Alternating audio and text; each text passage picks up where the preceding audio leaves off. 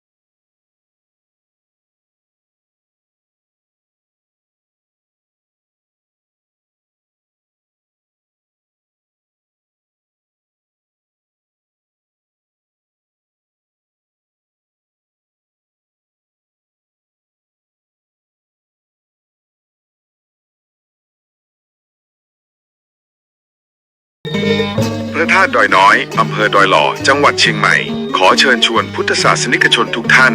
ร่วมงานตักบาตรเทโวโรหณะประจำปี 2568 ในวันพุธที่ 8 ตุลาคมนี้เริ่มตั้งแต่เวลา 6 นาฬิกาเป็นต้นไปณลานวัดพระธาตุดอยน้อยร่วมทำบุญตักบาตรพระภิกษุสงฆ์นับร้อยรูปเพื่อความเป็นสิริมงคลแก่ชีวิตและสืบสานประเพณีอันดีงามของชาวพุทธแล้วพบกันที่วัดพระธาตุดอยน้อยอำเภอดอยหล่อจังหวัดเชียงใหม่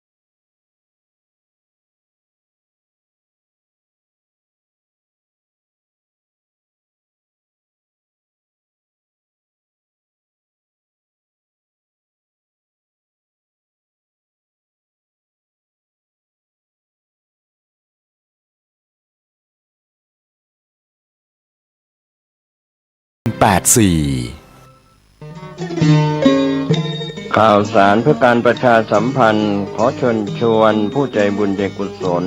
ร่วมทำบุญทอดผ้าป่าสามัคคีประจำปีพุทธศักราช 2568 เพื่อบูรณะวิหารปูพื้นกระเบื้องไวนิลตารางเมตรละ 699 บาทจำนวน 150 ตารางเมตรทำโครงเหล็กป้องกันนกรอบวิหารลาดพื้นเททรายล้างหน้าวิหารราวบันไดเหล็กสแตนเลสทาสีรอบวิหารเปลี่ยนระบบไฟฟ้าปรับปรุงทัศนียภาพวิหารบูรณะปฏิสังขรณ์ถาวรวัตถุภายในวัดทอดถวายณวัดดอนตันตำบลเหมืองแก้วอำเภอแม่ริมจังหวัดเชียงใหม่ตรงกับวันเสาร์ที่ 1 พฤศจิกายนพุทธศักราช 2568 ช่วงเช้า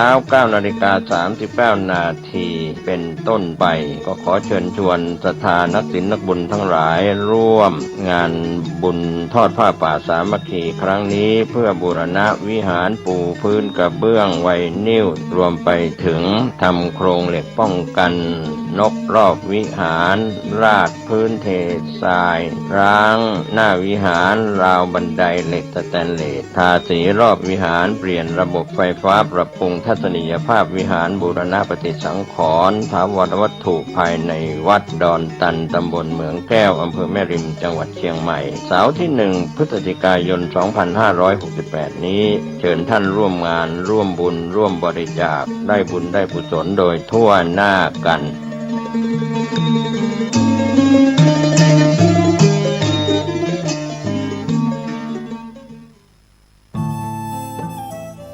ท่านกำลังติดตามรับฟังสถานีวิทยุกระจายเสียงพระพุทธศาสนาแห่งชาติและสังคมคลื่นเพื่อการศึกษาพระพุทธศาสนาและวัฒนธรรมระบบ FM 104.5 เมกะเฮิรตซ์รายการต่อไปเป็นรายการคดีโลกคดีธรรม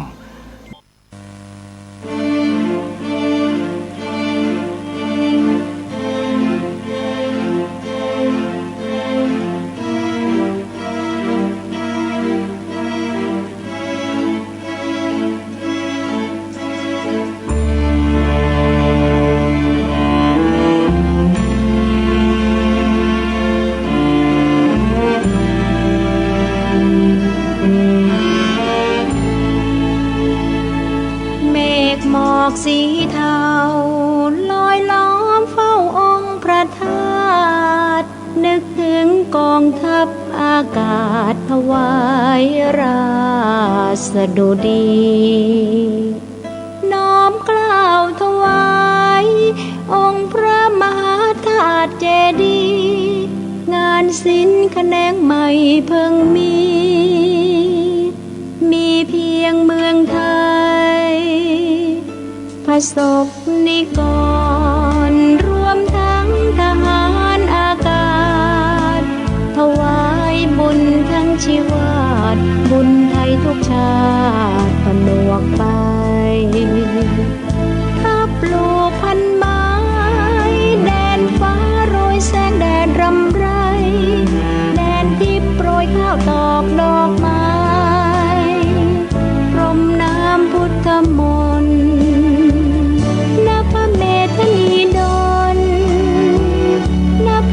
ภูมิสิริ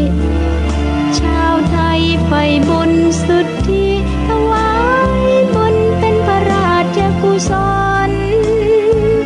สามโลกแดนทิพย์นิพพานเทพพรหมเบื้องบนทรงโปรดเสกบุญกุศลแด่สองพระองค์จงทุกนาทีมหาราชินีพุทธรำพึงขอชาติมั่งมีที่พึ่งปลอดภัยเหตุร้ายราวีเสด็จทุกครั้งขอพรทุกครั้งทุกปีขอไทยจงอยู่ดีกินดีแต่สักแม่นาทีไม่เคยขอพรเพื่อพระองค์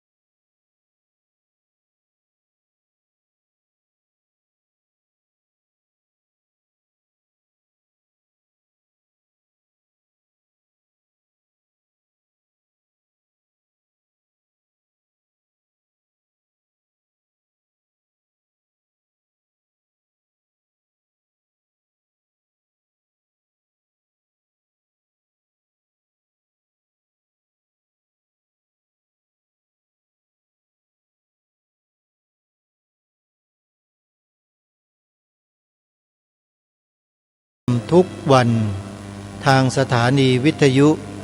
พระพุทธศาสนาแห่งชาติคลื่นต่างๆท่านสามารถรับฟังรายการนี้และรายการธรรมะสาระดีๆจากสถานีวิทยุพระพุทธศาสนาแห่งชาติได้ทางโทรศัพท์มือถือโดยการดาวน์โหลดแอปพลิเคชันที่ชื่อว่าวิทยุพุทธศาสนาทั่วไทยวิทยุพุทธศาสนาทั่วไทยเป็นแอปพลิเคชันที่พัฒนาขึ้นมาเพื่อรวบรวมสถานีวิทยุพระพุทธศาสนาในภูมิภาคต่างๆของประเทศไทยไว้ด้วยกันแล้วนำเผยแพร่ผ่านทางแอปพลิเคชันนี้ให้สาธุชนได้ดาวน์โหลดไว้ในโทรศัพท์เมื่อท่านดาวน์โหลดแอปพลิเคชันนี้สำเร็จสถานีวิทยุทั้งหมดเหล่านั้นก็จะมาอยู่ในโทรศัพท์ของท่านสามารถเปิดรับฟังได้ทุกสถานีที่มีปรากฏอยู่ในแอปพลิเคชันดังกล่าวซึ่งในปัจจุบันนั้นได้รวบรวมไว้ถึง48สถานีแล้วท่านผู้ฟังนี่คือความสะดวกในการติดตามข้อมูลข่าวสารงานพระพุทธศาสนาของเราผ่านสื่อที่สะดวกจึงขอเรียนเชิญเจริญพรสาธุชนช่วยกันแนะนำแอปพลิเคชันช่วยกันบอกต่อให้พี่น้องชาวไทยเราดาวน์โหลดกันไว้ทุกคนเพราะต่อไปในอนาคตการสื่อสารนั้นมันจะเปลี่ยนแปลงไปทั้งหมดแอปพลิเคชันนั้นยังถือว่าใช้งานได้และเหมาะแก่สมัยอยู่ตลอดถ้าหากว่าพวกเรายังไม่ปรับเปลี่ยนชีวิตของเราให้เข้ากับสถานการณ์ของโลกเนี่ยเรานั่นแหละจะเป็นผู้ที่หลงโลกตกโลกตามไม่ทันโลกการตามทันโลกไม่ได้หมายความว่าเราจะต้องไปตกเป็นทาสของโลกไม่ใช่แต่ตามไปเพื่อรู้เท่าทันโลกรู้จักโลกแล้วเราก็อยู่ในโลกใบนี้แหละอย่างที่เราไม่แปดเปื้อนสิ่งต่างๆจากโลกเพราะฉะนั้นการฟังจึงเป็นสิ่งที่ทำให้เรารู้และเข้าใจโลกได้เป็นอย่างดีฟังอะไรล่ะที่จะทำให้เราได้เข้าใจโลกเป็นอย่างดีฟังธรรมะที่พระสัมมาสัมพุทธเจ้าตรัสสอนพวกเราเอาไว้นั่นแหละโดยมีพระภิกษุสงฆ์ครูบาอาจารย์ผู้คงแก่เรียนผู้คงแก่ปฏิบัติท่านถ่ายทอดให้แก่พวกเราขอย้ำนะท่านผู้ฟังว่าต้องเป็นพระภิกษุที่ทรงแก่เรียนและปฏิบัติดีปฏิบัติชอบเราฟังแล้วเราจะเข้าใจได้อย่างถูกต้องทั้งอรรถะทั้งพยัญชนะแต่ถ้าหากว่าไม่ใช่ผู้คงแก่เรียนนั่นก็ยังไม่ใช่บุคคลที่เราจะต้องพาชีวิตของเราไปฟังอย่างตั้งใจเพราะเขาไม่ได้รู้จริงแต่ถ้าผู้คงแก่เรียนเขียนอ่านจบหลักสูตรที่ทางคณะสงฆ์ได้กำหนดไว้ถือว่าเราสามารถรับฟังได้เพราะท่านจะไม่นำธรรมะที่ผิดมาสอนพวกเราแน่นอนจึงขอฝากพวกเราไว้ญาติโยมทางรายการจึงแนะนำให้พวกเราดาวน์โหลดแอปพลิเคชันวิทยุพุทธศาสนาทั่วไทยนี้เอาไว้เพื่อฟังธรรมะที่ถูกต้องแต่ถ้านอกเหนือจากนี้ไม่แน่ใจณอาตมาภาพไม่แน่ใจ เพราะสถานีวิทยุที่อยู่ในแอปพลิเคชันนี้เนี่ยเรา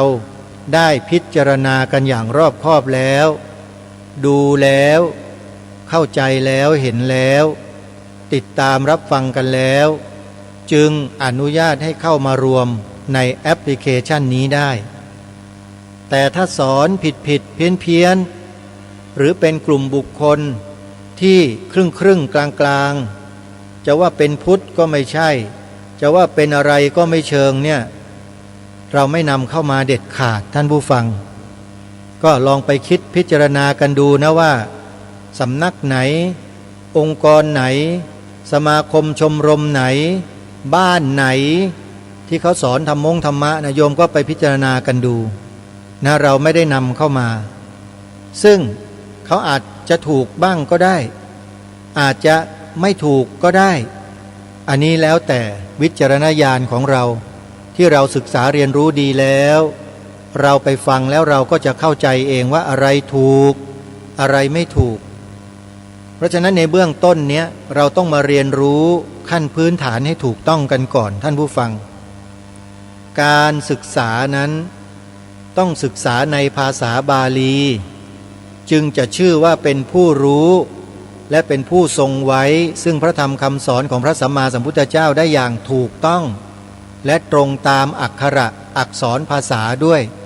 ตามอรรถะและพยัญชนะทั้งหมดนี่แหละคือวิธีการสืบสารคำสอนของพระสัมมาสัมพุทธเจ้าต้องมาจากการศึกษาเล่าเรียนเท่านั้นย้ำนะศึกษาเล่าเรียนเท่านั้นถ้าหากว่าไม่ศึกษาเล่าเรียนแล้วคุณจะนำอะไรล่ะไปสอนโยมเอาความรู้สึกจากประสบการณ์ที่ไปเข้าสมาธิในถ้ำลึกๆไปอยู่ในถ้ำทิ้ง8 เดือน9 เดือน10 ปีอย่างนั้นเหรอแล้วมาสอนญาติโยมใช่เหรอพวกฤาษีชีไพรสมัยครั้งพุทธกาลอยู่ในถ้ำกันเต็มไปหมดทำไมเขาไม่บรรลุธรรมล่ะทำฌานสมาธิถึงขนาดว่าห่อเหินเดินอากาศกันได้ด้วยซ้ำไปอย่างชดิน3 พี่น้องเนี่ยเพ่งกสิณไฟกันจนกระทั่งมีฤทธิ์มีเดชกันน่ะทำไมเขาจึงต้องยอมเชื่อพระสัมมาสัมพุทธเจ้าล่ะก็เพราะเขาเดินมายังไม่สุดทางท่านผู้ฟังยังค้างคาอยู่ยังไปไม่สุดเรียกว่ายังไม่ได้หลุดพ้นอย่างแท้จริงเมื่อได้ฟังธรรมจากพระสัมมาสัมพุทธเจ้าเท่านั้นแหละอนัตตลักขณสูตรเป็นต้นบรรลุกันทีเป็นพันๆเลยโยมเป็นอริยบุคคลกันหมดเลยนี่ไงพระธรรมคำสอนพระสัมมาสัมพุทธเจ้าที่ถูกตรงทั้งอัฏฐะและพยัญชนะอยู่ในรูปของคัมภีร์ที่เรียกว่าพระไตรปิฎกอัฏฐกถาดีกาถ้าใครปฏิเสธอัฏฐกถาและดีกาเนี่ยโยมอย่าไปเชื่อคนคนนั้นนะอาตมาขอยืนยันเลยว่าเชื่อไม่ได้อัฏฐกถาดีกาเนี่ยเป็นคำอธิบายภาษาบาลีอีกชั้นหนึ่งอีก2 ชั้นสิชั้นอัฏฐกถาชั้นหนึ่งและชั้นดีกาอีกชั้นหนึ่งและการตีความนั้นไม่ได้ตีความสเปะสปะแต่อยู่ในร่องในรอยในอัตในธรรมนั่นแหละจึงทำให้พระภิกษุสงฆ์ผู้คงแก่เรียนผู้คงพระศาสนาเอามาไว้ได้ถึง 2,000 กว่าปีเพราะทำกันมาแบบนี้ศึกษาเล่าเรียนในพระคัมภีร์ในอักษรภาษาบาลี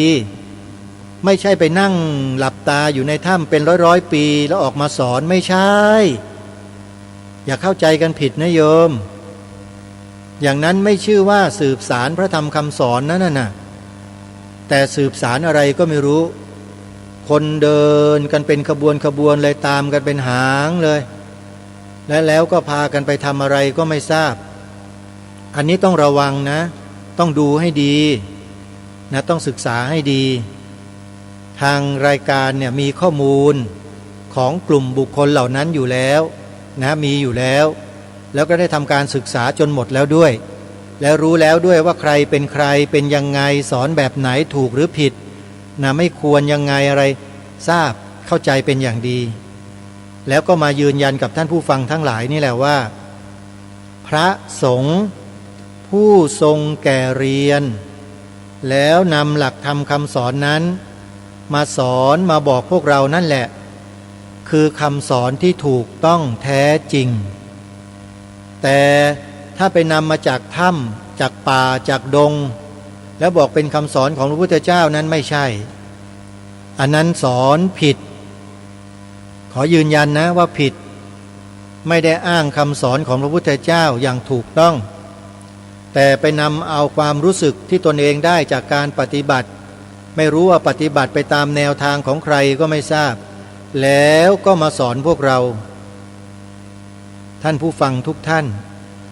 ให้ระลึกนึกถึงเรื่องหนึ่งที่พระสัมมาสัมพุทธเจ้าตรัสสอนกับเหล่าสาวกของเราไว้ข้อนี้เกี่ยวข้องกับการสืบสารพระพุทธศาสนาของเราโดยตรงเลยพระพุทธเจ้าทรงตรัสถึงเรื่องของปาฏิหาริย์มีอยู่3ประการในโลกใบนี้มีจริงๆปาฏิหาริย์แบบนี้มีในโลกเนี่ยประเภทที่1เรียกว่าอิทธิปาฏิหาริย์ปาฏิหาริย์คือความมหัศจรรย์ในการสำเร็จสิ่งที่ผู้กระทำนั้นสามารถทำได้อย่างเป็นพิเศษกว่ามนุษย์เหนือกว่ามนุษย์ทั่วไปอิทธิฤทธิปาฏิหาริย์นะท่านผู้ฟังมีอยู่ตั้งกี่อย่างล่ะเพียบเลยเยอะแยะไปหมดปลุกเสกเลขยันหายตัวเดินบนน้ำท่องไปในอากาศอะไรต่างๆเนี่ยทำได้หมดเขาเรียกว่าอิทธิฤทธิ์เสกเส้นฟางเนี่ยเส้นฟางข้าวธรรมดาเนี่ยนะเสกให้เป็นทองคำเห็นต่อหน้าต่อตาเราเนี่ยนั่นน่ะเขาเรียกว่าอิทธิฤทธิ์แต่สิ่งเหล่านี้ไม่คงทนแล้วมันก็เสื่อมไปในตามการวาระของมันตามเวลาเสื่อมหมดอยู่ไม่ได้เพราะมันไม่ทนแต่สิ่งที่พระสัมมาสัมพุทธเจ้าสอนพวกเราจริงๆเนี่ยมันอยู่ในข้อที่3คือปาฏิหาริย์ข้อที่3ท่านผู้ฟังแต่ก่อนจะถึงข้อนั้นดูข้อที่2กันก่อนพระพุทธเจ้าตรัสไว้ว่าอย่างไรปาฏิหาริย์ข้อที่2ก็คือ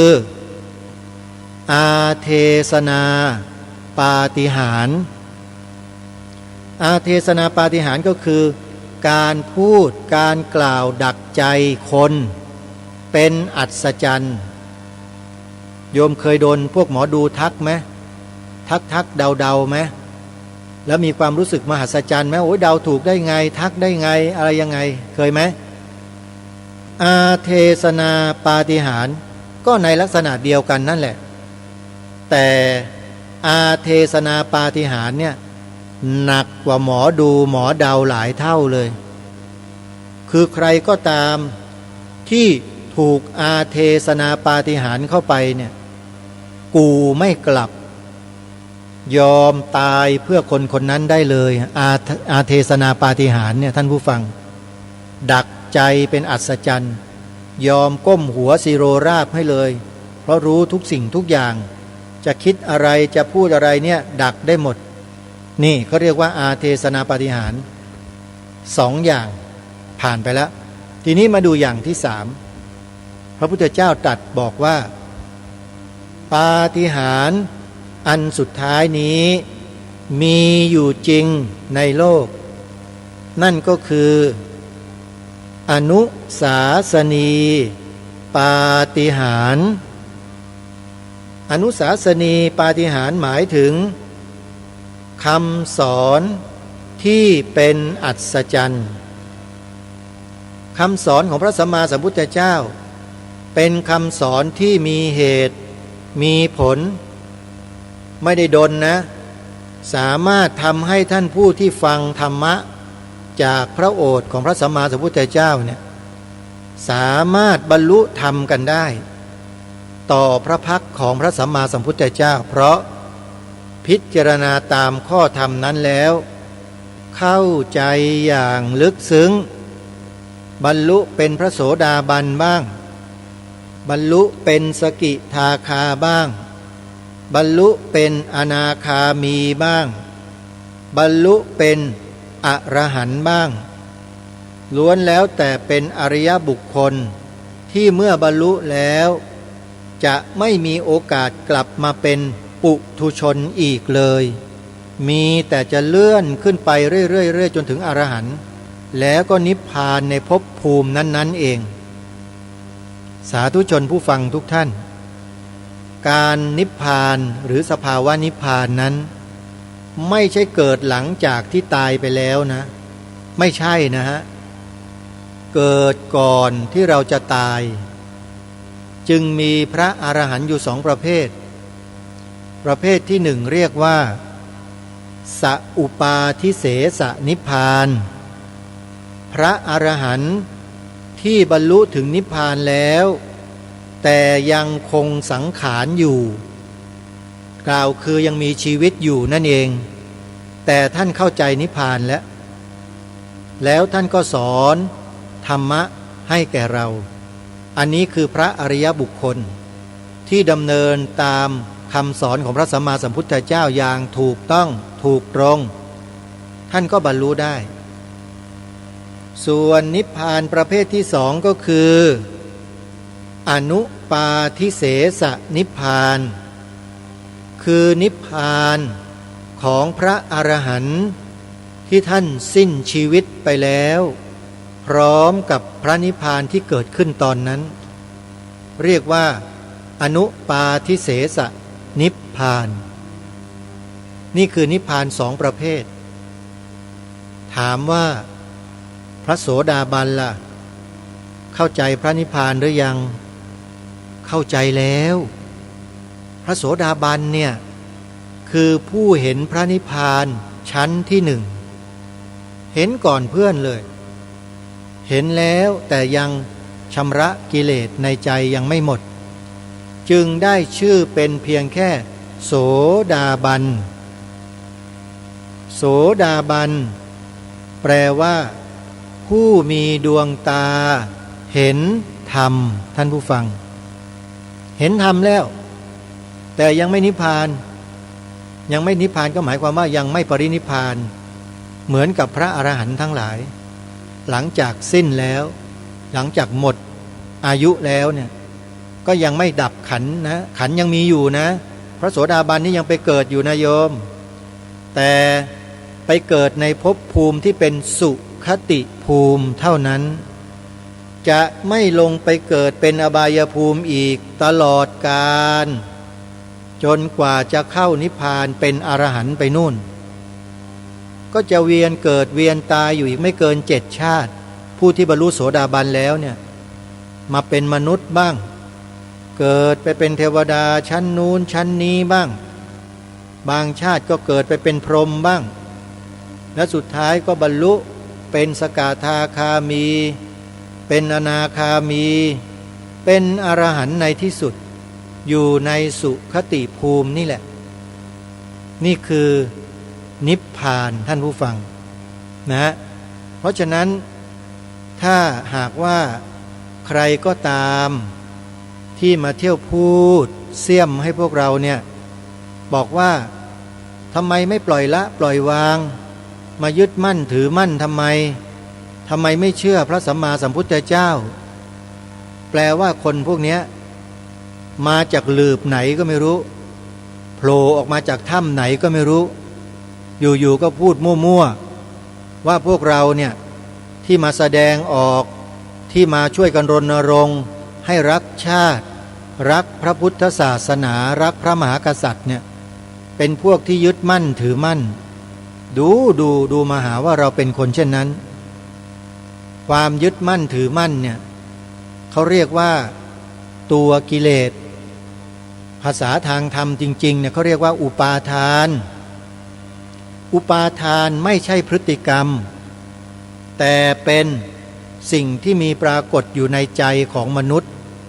ที่ยังยึดมั่นถือมั่นในสิ่งที่ผิดฟังนะโยมสิ่งใดผิดเนี่ยถือว่าเป็นอุปาทานทั้งหมด แล้วเป็นอุปาทานไปในทางที่เสียหายไม่เป็นประโยชน์แก่ชาติบ้านเมืองเขาเรียกว่าอกุศลจิตแต่มันมีอุปาทานอีกประเภทหนึ่งเป็นอุปาทานที่เป็นไปในฝักฝ่ายของกุศลก็อย่างที่พวกเราพูดเราแสดงเรากล่าวเราคิดกันอยู่เนี่ยเป็นอุปาทานฝ่ายกุศลแต่สิ่งที่คนคนนั้นเข้าใจเราผิดเนี่ยเขาหมายถึงตัวอุปาทานที่เป็นอกุศลพวกเราไม่ได้มีอกุศลนะเนี่ยที่เรามาทำหน้าที่กันเนี่ยใครมีอกุศลบ้างแล้วมาทำหน้าที่เสียสละกันแบบนี้มีไหมโยมมีใจเป็นอกุศลละโมบโลภมากอยากได้อยากมีอยากเป็นน่ะมาทำงานเสียสละแบบนี้ได้ไหมไม่ได้เพราะฉะนั้นคนที่หาว่าพวกเรายึดมั่นถือมั่นเนี่ยเขาพูดถูกไหมพูดผิดเขาไม่เข้าใจธรรมะแล้วเขามาสอนพวกเราท่านผู้ฟังคนแบบนี้มีเยอะนะในสังคมไทยเราตอนเนี้ยโอ้ยไปยึดมั่นถือมั่นกันอยู่ทำไมแม้แต่พระภิกษุสงฆ์เราก็มีนะบวชมาหลายพรรษาแต่ยังเข้าไม่ถึงอะไรเลยยังไม่รู้เลยว่าอะไรเป็นอุปาทานอะไรเป็นความยึดมั่นที่ผิดที่ถูกยังไม่รู้เรื่องเลยนี่พวกเรามาทำกันเนี่ยเรามาทำด้วยกุศลจิตไหมท่านผู้ฟังหรือทำด้วยกิเลสความอยากได้อยากมีอยากเป็นอยากได้สิ่งตอบแทนกันไหมไม่มีเรามาทำกันเนี่ยเราทำเพื่อเสียสละใครไม่มีเราก็ช่วยเท่าที่เราช่วยได้ใครเดินไม่ไหวเราก็ประคับประคองกันไปช่วยกันไปอย่างนี้นี่แหละเขาเรียกว่าความเป็นไทยแท้ๆอยู่ตรงนี้มิฉะนั้นชาวบ้านบางระจันที่เป็นบรรพบุรุษเราที่เสียสละในยุคนั้นน่ะก็ยึดมั่นถือมั่นหมดเลยดิแปลว่าใช้ไม่ได้ดิพวกนั้นยึดมั่นถือมั่นตามที่คนคนนั้นเขากล่าวหาพวกเราแต่จริงๆแล้วชาวบ้านบางระจันท่านไม่ได้ยึดมั่นถือมั่นแต่ท่านกำลังทำหน้าที่ด้วยความเสียสละและเป็นไงบ้างล่ะความเสียสละของท่านพี่น้องประชาชนคนไทยลูกหลานไทยสร้างอนุสาวรีย์ไว้ให้ท่านนะเป็นเกียรติยศของชาวบางระจันอยู่นั่นไม่ว่ายุคไหนทั้งนั้นแหละท่านผู้ฟังคนอย่างชาวบ้านบางระจันย่อมมีอยู่เสมอมีจริงๆนั่นก็คือเหล่าบรรดาจิตอาสาทั้งหลายนี่แหละที่คุณอาสาเข้ามาทำเพื่อประโยชน์ส่วนรวมกันนี่แหละพวกเรานี่แหละท่านแต่มันก็มีบางคนแฝงเข้ามาเหมือนกันนะไอ้พวกยึดมั่นถือมั่นน่ะมีอยู่เหมือนกันนี่ถ้าหากว่าจับได้หรือรู้เนี่ยนะยึดเลยชุดอาสาพระราชทานยึดให้หมดไปฝึกฝนตนเองมาใหม่ให้มันหายยึดมั่นถือมั่นซะก่อนแล้วค่อยมาทำงานเพื่อส่วนรวมแต่ถ้าหากปล่อยให้เขามาทำงานเพื่อส่วนรวมกันแบบนี้เดี๋ยวก็มานั่งถกเถียงกับเราในเรื่องพวกนี้แหละแล้วสุดท้ายก็พาทะเลาะกันอีกแตกแยกกันไปอีกต้องเลือกคนให้ดีนะเอาคนที่เสียสละจริงๆแล้วก็ไม่เรื่องมากคำว่าไม่เรื่องมากก็คือว่าบทบาทน้อยๆหน่อยบทบาทในที่นี้ก็คือปะทะปรมะคืออย่านำเอาความที่ตัวเองไม่รู้จริงแล้วเที่ยวเอามาเที่ยวสอนเที่ยวสอดผู้อื่นเขาให้เข้าใจผิดอาจจะเกิดการทะเลาะเบาะแว้งถกเถียงกันได้อย่านำมาก็มาตัวเปล่าๆมาแล้วก็มาปฏิบัติตามระเบียบตามแบบแผนประเพณีที่เขามีมาแต่โบราณน่ะก็คือความเสียสละเพื่อชาติบ้านเมืองเพื่อพระพุทธศาสนาของชาติเพื่อสถาบันพระมหากษัตริย์3 เสาหลักนี้เท่านั้นไม่ใช่มาเพื่อแสวงหาประโยชน์เพื่อคนนั้นเพื่อคนโน้นเพื่อคนนี้ไม่ใช่แต่เป็นไปเพื่อส่วนรวมถ้ามาในลักษณะเช่นนี้ยินดีต้อนรับและประเทศเราเนี่ยกำลังต้องการคนประเภทนี้เยอะมาก ผู้เสียสละไม่เห็นแก่ตัวเนี่ยโยมต้องการเยอะเพื่อจะมาขับเคลื่อนความเป็นประเทศไทยของเราต่อไปเพราะถ้าไม่มีคนเสียสละในประเทศไทยเรานะถ้าไม่มีคนเสียสละประเทศเราร่มจมแน่นอนไม่มีเหลือนี่ขนาดประเทศเรามีคนเสียสละเยอะนะเห็นแก่ประโยชน์ส่วนรวมกันเยอะนะแล้วพวกที่เห็นประโยชน์ส่วนตนยึดทุ่งยึดที่ดินบ้านยึดที่รัฐอะไรต่างๆเนี่ยเขายังทำกันได้เลยเนี่ยทำกันแบบเฉยเลยอะเขายังทำอยู่แล้วถ้าไม่มีคนอย่างพวกเราอยู่ในประเทศนี้ล่ะมันจะเป็นยังไงบ้านเมืองนี้ลองพิจารณาเล่นๆกันดูท่านผู้ฟังสมมุติว่าอนาคตมีแต่คนประเภทนั้นน่ะอยู่กันเต็มบ้านเต็มเมืองไปหมดบ้านเมืองจะเป็นยังไงเนาะคงไม่ต้องเดาเนาะเชื่อว่าทุกท่านก็ทราบดีอยู่แล้วว่าผลมันจะออกมาอย่างไรแต่ถ้าหากมีคนอย่างพวกเราผู้เสียสละเพื่อประโยชน์ส่วนรวมอย่างแท้จริงโดยไม่หวังสิ่งตอบแทนใดๆทั้งสิ้นยืนอยู่บนจุดยืนที่ถูกต้องที่บรรพบุรุษบรรพชนของเราเนี่ยนำพวกเราทำกันมายืนอยู่อย่างเนี้ยชาติศาสนาพระมหากษัตริย์เรื่องศาสนาเนี่ยเวลาจะพูดเรื่องสถาบันแล้วพูดคำว่าศาสนาศาสนาศาสนาอยู่แค่เนี้ยไอ้นี่ก็เป็นปัญหาเหมือนกันในสังคมทุกวันนี้พอเราบอกว่าชาติศาสนาพระมหากษัตริย์พูดอยู่คำว่าศาสนาศาสนาศาสนาไม่ยอมเปล่งเสียงให้มันออกมาเต็มว่าพระพุทธศาสนาพระพุทธศาสนาก็เลยทำให้คนต่างศาสนาบางประเภทอาศัยช่องทางช่องว่างเข้ามาแทรกตัวเลยแทรกด้วยวิธีการต่างๆนานามากมายทำทุกวิถีทางที่จะให้สถาบันศาสนาของประเทศชาติบ้านเมืองเราเนี่ยแปดเปื้อนพยายามเหลือเกินนะสิ่งที่มันไม่มีก็ดันทุรังให้มันมีสิ่งที่มันไม่เป็นก็ดันทุรังให้มันเป็นทำยังไงอาศัยตำแหน่งหน้าที่อำนาจที่มีอยู่ในภาครัฐแล้วก็มาทำอย่างเนี้ยกับบ้านเมืองของเราเชื่อไหมว่าเขาทำแบบนั้นจริงๆท่านผู้ฟังไปดูในคลิปที่อาตมาให้สัมภาษณ์ผู้อำนวยการพิพิธภัณฑ์ธงชาติไทยไว้ได้เลยหลักฐานอยู่นั่นแหละอันนั้นเป็นเพียงแค่หลักฐานเดียวนะที่นำมาให้ทุกท่านได้ชมกันในคลิปดังกล่าวเนี่ยคลิปที่มีชื่อว่าบิดเบือนธงชาติดีทีวีพิมพ์เข้าไปใน YouTube นะโยมแล้วโยมเข้าไปดูให้จบมีเนื้อหาประมาณ16นาที14วินาที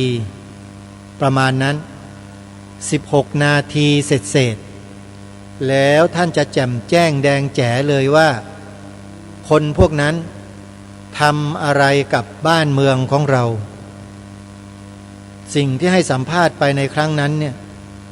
ขอบอกได้เลยว่าท่านผู้ฟังเมื่อฟังแล้วเนี่ยท่านจะนั่งไม่ติดสำหรับคนรักชาตินะถ้าคนไม่รักชาติเนี่ยเขาฟังก็อย่างนั้นแหละ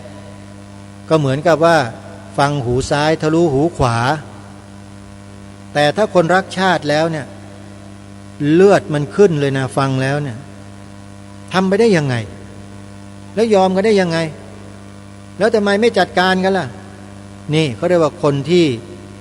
มีความรักชาติพอเห็นคลิปนี้แล้วนี่จะต้องแสดงออกแบบนี้เลยเอาจริงๆนะท่านผู้ฟังไม่ได้โม้นะคนที่ก็มีความรักชาติจริงๆเนี่ยฟังแล้วนี่เขาอดรนทนไม่ได้เลยนะฮะวันรุ่งขึ้นต้องดำเนินการทันทีเลยยกตัวอย่างเช่นประสบการณ์ตรงเลยเนี่ยอาตมาเนี่ยเรื่องนี้ด้วยเป็นผู้ดำเนินรายการตระเวนคนตระเวนธรรมทางสถานีโทรทัศน์ธรรมาธิปไตยดีทีวีและในวันนั้นน่ะมีนายทหารใหญ่นอกราชการเป็นหัวหน้าส่วนป้องกันประเทศของ วปอหรือวิทยาลัยป้องกันราชอาณาจักรมานั่งร่วมรายการวันนั้นทางรายการวันนั้นโดยอาตมาภาพพอรู้ว่ามีนายทหารใหญ่เข้ามาก็เลยให้เจ้าหน้าที่เตรียมอินเสิร์ตภาพที่เตรียมมาในวันนั้นเนี่ยให้วิทยากรได้ดูด้วยและอาตมาภาพก็พูดถึงเรื่องความมั่นคงของประเทศชาติบ้านเมืองเพราะท่านเป็นนายทหารใหญ่เป็นระดับพลเอกก็คุยกันเรื่องนี้แล้วก็ถามท่านว่าท่านพอจะทราบไหมว่าในปัจจุบันเนี่ยมีคนได้ทำเอกสารหนังสือแจกไปทั่วประเทศโดยเฉพาะแก่เยาวชนเด็กๆนักเรียนเราทั่วประเทศเลยและมีเนื้อความอยู่ช่วงหนึ่งในหนังสือเล่มนี้เนี่ยอาตมาคิดว่าคนที่ทำเนี่ยเขามีความไม่ปรารถนาดีอะไรสักอย่างหนึ่งแน่เลยเขาต้องทำออกมาอย่างนี้พอพูดแบบนี้เท่านั้นแหละท่านก็ถามว่าคืออะไรเหรอครับอาตมาภาพก็บอกให้เจ้าหน้าที่ว่าอินเสิร์ตภาพขึ้นมาให้ท่านดูหน้าจอหน่อยมันจะมีมอนิเตอร์เวลาจัดรายการโทรทัศน์เนี่ยมีมอนิเตอร์คือจอทีวีอินเสิร์ตเอาหลักฐานเอาภาพนี่ขึ้นที่หน้าจอแล้วมองเห็นตรงนั้นเลยอาตมาก็เห็นผู้ที่มาร่วมรายการก็เห็นด้วยแล้วก็อธิบายให้ท่านฟังบอกนี่ไงท่านหนังสือชุดนี้จัดพิมพ์ขึ้นโดยหน่วยงานของรัฐวันนั้นเอ่ยชื่อด้วยออกอากาศไปด้วยแต่วันนี้ไม่เอ่ยเพราะว่าเอ่ยแล้วเสียปากไม่เอ่ยชื่อนะฮะหน่วยงานนี้พิมพ์หนังสือเล่มนี้ออกมาแจกเด็กๆเยาวชนลูกหลานเราในโรงเรียนเดินสายจัดนิทรรศการแล้วก็แจกหนังสือที่มีข้อความที่บิดเบือนที่ผิดเนี่ยออกไป50,000 เล่มไปทั่วประเทศเลยแล้วก็ให้ท่านดูแล้วก็ค่อยบอกว่าท่านว่านี่ฮะมันมีปรากฏอยู่หน้า3ท่านหนังสือเล่มนี้ได้เอ่ยอ้างพระนามของล้นเกล้ารัชกาลที่6บอกว่าพระองค์ท่านได้พระราชทานความหมายของธงชาติไทยไว้ดังนี้เสร็จแล้วก็เอาข้อความของตัวเองไปใส่แทนพระราชนิพนธ์ความหมายธงไตรรงค์ไม่มีพระราชนิพนธ์ความหมายธงไตรรงค์ของพระองค์ท่านอยู่แม้แต่ตัวอักษรเดียวไม่มีเลยพอท่านนายพลท่านนี้เห็นเข้ารู้เข้าเท่านั้นแหละตบโต๊ะผางเลยทำอย่างนี้ได้ไงเห็นไหม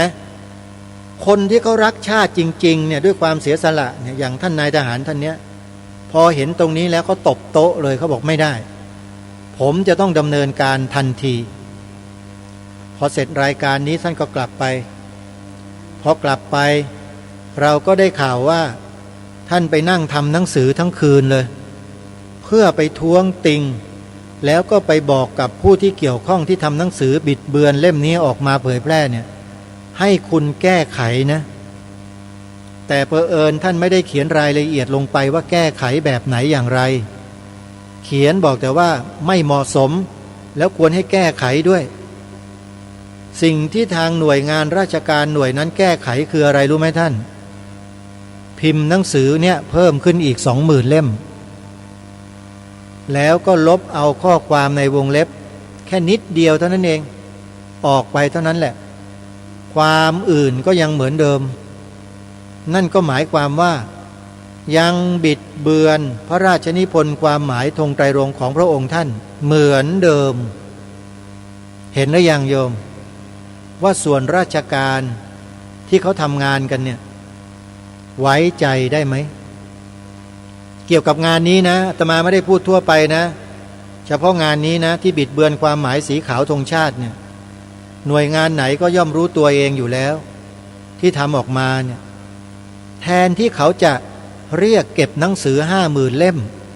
ทางที่ถูกต้องนะเก็บหนังสือทั้งหมดกลับมาให้หมดแล้วทำลายทิ้งให้หมดแล้วก็อัญเชิญพระราชนิพนธ์ความหมายธงไตรรงค์ของพระองค์ท่านรัชกาลที่6ไปใส่ไว้แทนแค่นั้นแหละแล้วพิมพ์ใหม่จะพิมพ์เป็นแสนเป็นล้านเล่มก็ยิ่งดี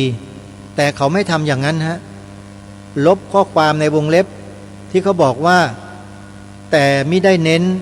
ศาสนาใดโดยเฉพาะในสีขาวเนี่ยเขาบอกว่าหมายถึงศาสนามิได้เน้นศาสนาใดโดยเฉพาะตรงนี้แหละที่ท่านนายพลใหญ่ท่านนั้นมาเห็นที่หน้าจอมอนิเตอร์ในรายการท่านตบโต๊ะผางเลยว่าท่านไม่ยอมทำอย่างนี้ได้ยังไงมันเกินไปแล้วโลภล่วงเกินไปเหมือนอย่างที่องค์พระบาทสมเด็จพระจอมเกล้าเจ้าอยู่หัวรัชกาลที่4ตรัสไว้ในประชุมประกาศรัชกาลที่4ท่านจำได้นะฮะทุกท่านจำได้นะที่พระองค์ตรัสว่าพระนครนี้เป็นถิ่นที่ของคนนับถือพระพุทธศาสนามาแต่เดิมไม่ใช่แผ่นดินของศาสนาอื่นคนที่ถือศาสนาอื่นมาแต่อื่นก็ดีอยู่ในเมืองนี้ก็ดี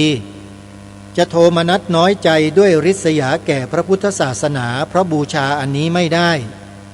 ด้วยไม่ใช่เมืองของศาสนาตัวเลยถ้าโทมนัสก็ชื่อว่าโลภล่วงเกินไปนี่คืออาการของความโลภล่วงของคนพวกนี้ท่านผู้ฟังทุกท่านนี่แหละคือรายการคดีโลกคดีธรรมที่พาทุกท่านเข้ามารับรู้รับทราบถึงความเป็นไปของบ้านเมืองของตนเองเพราะพวกท่านไม่ทำหน้าที่กันไงปล่อยปละละเลยไม่มาพูดแบบนี้กันไงนิ่งเงียบเฉย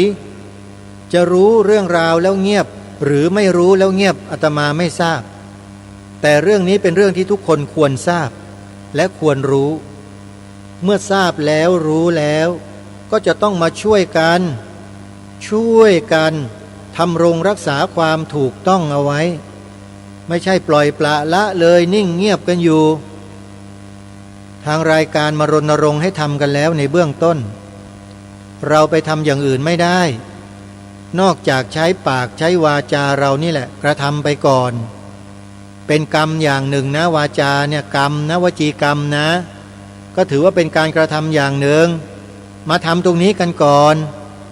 สอนลูกบอกหลานเยาวชนที่กำลังจะเติบโตไปแทนเราในวันข้างหน้าเนี่ยฝังความถูกต้องนี้ให้แก่เขาฝังลงไปเลย2 ประโยคย้ำอีกครั้งหนึ่งท่านผู้ฟังประโยคแรกพระพุทธศาสนาเป็นศาสนาประจำชาติไทยของเราจำไม่ยากเลยไปบอกลูกสอนหลานเรานะฮะประโยคที่2สีขาวในธงชาติไทยหมายถึงพระพุทธศาสนาเท่านั้นไม่มีศาสนาอื่นศาสนาอื่นเขาอยู่กับราชการไม่มีสิทธิ์ที่จะเข้ามาอยู่ในผืนธงชาติซึ่งเป็นสถาบันสูงสุดของชาติคุณมาอยู่ไม่ได้เพราะแผ่นดินนี้เป็นถิ่นที่ของคนนับถือพระพุทธศาสนามาแต่เดิมไม่ใช่แผ่นดินของศาสนาอื่นองค์พระบาทสมเด็จพระจอมเกล้าเจ้าอยู่หัวตรัสไว้ชัดไหมชัดหรือยังถ้าชัดแล้วก็เงียบๆอย่ามาแสดงออกในทางที่โลภล่วงเกินไปอิจฉาริษยานะเขาเรียกว่าอิจฉาริษยาแล้วก็โลภล่วงเกินไปหยุดเงียบทำหน้าที่ของตนเองไปอยู่ไปให้สบายชาวพุทธก็ไม่ไปทำร้ายคุณหรอกตั้งแต่คุณมาอาศัยอยู่บนผืนแผ่นดินไทยมาเนี่ยคุณเคยเห็นคนพุทธที่ไปทำลายคุณในนามของพระเจ้าของพระพุทธเจ้ามีไหมพระพุทธเจ้าสั่งมาให้จัดการพวกนี้ให้หมดคนต่างศาสนามีเหรอชาวพุทธที่ศึกษาและปฏิบัติตามหลักธรรมคำสอนของพระสัมมาสัมพุทธเจ้าแล้วไปทำลายพวกคุณมีเหรอไม่เคยมีนะไม่เคยมีเลยแต่คุณพยายามตะเกียกตะกายกระเฮี้ยนกระหือรือเกินที่จะมาอยู่บนผืนธงชาติกับเขาเนี่ยใครเสี่ยมใครสอนให้คุณเป็นอย่างนั้นให้คุณทำกันอย่างนั้นใครแล้วที่คุณถอดคำว่าศาสนาพุทธเป็นศาสนาประจำชาติออกจากแบบเรียนวิชาพระพุทธศาสนานะใครเขาสั่งเขาสอนให้คุณทำเช่นนั้นเนี่ยสิ่งนี้มันเกิดขึ้นจริงๆท่านผู้ฟังกับบ้านเมืองเราจริงๆ และพวกเราคิดว่าไม่สำคัญเหรอเรื่องนี้สำคัญฮะแล้วปล่อยให้มันเกิดได้ยังไงล่ะก็ไปถามฝ่ายการศึกษาของประเทศดูสิฮะกรมวิชาการอดีตอธิบดีกรมวิชาการมีเอกสารหนังสือเป็นราชการชัดเจนเลยเกษียณหนังสือเอาไว้บอกว่าถอดไปเถอะก็ไม่เห็นมีอะไรเปลี่ยนแปลงก็เหมือนเดิมว่างั้นในทำนองเนี้ยนะซึ่งเรื่องนี้ทางอปปสเขามีหลักฐานมีข้อมูลหมดเลยนะใครต้องการก็โทรศัพท์ไปขออปปสได้นะโยมกลุ่มอปปสเนี่ยก็ทำงานแบบชาวบ้านบางระจันนะแต่ว่ายุคนี้มันไม่ใช่ยุคของกรุงศรีอยุธยาไม่ใช่ยุคบางระจันนะโยมมันเป็นยุคกรุงรัตนโกสินทร์แล้วก็เป็นกรุงเทพมหานครไปแล้วทุกวันนี้ก็เป็นรถไฟฟ้าไปแล้วไม่ใช่นั่งเกวียนเทียมควายเทียมวัวนะโยมที่ไม่ต้องจ่ายตังค์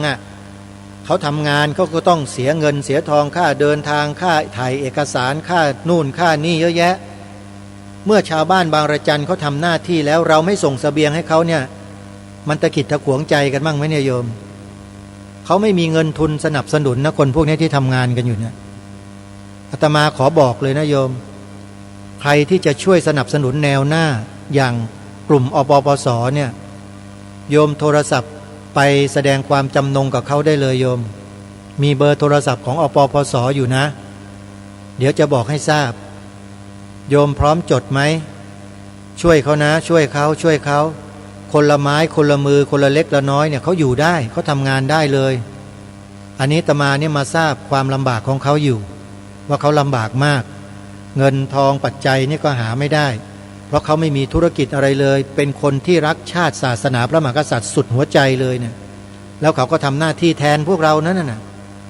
เหมือนกับทหารแนวหน้ายังไงอย่างนั้นเลยนะคนพวกนี้โยมจดเบอร์โทรศัพท์เขาไว้นะเดี๋ยวเขาจะบอกเบอร์บัญชีโยมก็ไปช่วยเขาเองเท่าไหร่ก็ได้แล้วแต่0816652879เบอร์โทรศัพท์ของอปปสเขานะ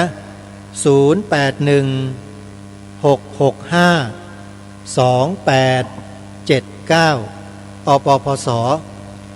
ไปมาเวลาหมดอีกแล้วว่าจะอ่านกำหนดการงานวันที่28กันยายนให้พวกเราได้ฟังกันหน่อยเถอะว่ามีอะไรบ้างไม่เป็นไรเดี๋ยวพรุ่งนี้เราค่อยมาติดตามรับฟังกันนี้เวลาของรายการหมดท่านผู้ฟังต้องขอสมมติจุติไว้แต่เพียงเท่านี้พบกับรายการได้ใหม่ในวันต่อไปขอความสุขความสวัสดีในธรรมแห่งองค์สมเด็จพระบรมศาสดาสัมมาสัมพุทธเจ้าจงปรากฏเกิดมีขึ้นในจิตใจของท่านผู้ฟังทุกท่านทุกคนเทินขอเจริญพรกล้าคิดก็ต้องกล้าทำ